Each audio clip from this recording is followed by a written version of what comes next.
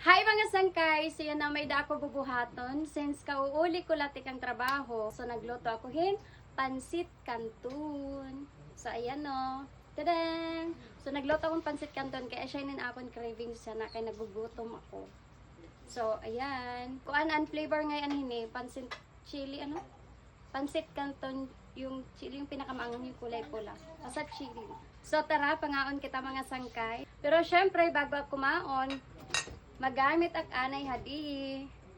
Kay para bisan kumaon kita, fresh lang ngan mahusay. Ayan. Pangaon mga sangkay.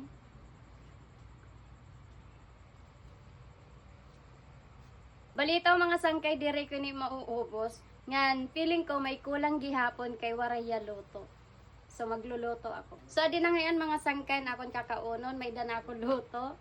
And syempre an koan pansit canton tas may da bunay nga dinurog-durogan akon umangkon niya nagluto akon. Tapos an salin nga koan, may da salin na corn beef so ginapi ko na nga di. So pangaon kita mga sangkay, nagkakamot ako.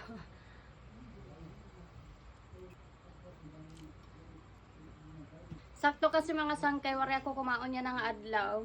Wari ako kumaon ng luto. So, yan ang nagabi, nagugutom na ako. Tika nga ko trabaho. So, sakto iniya kay nagugutom ako yung duro-duruhan.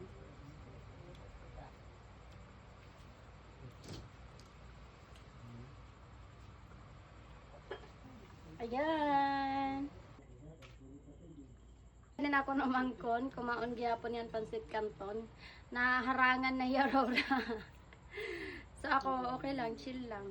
Hindi rin man niya masyado maharang. Ayun.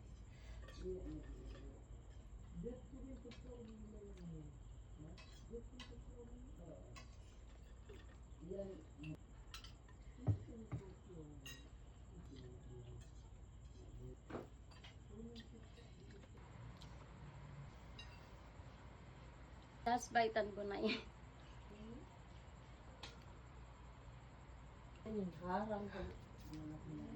Last bite.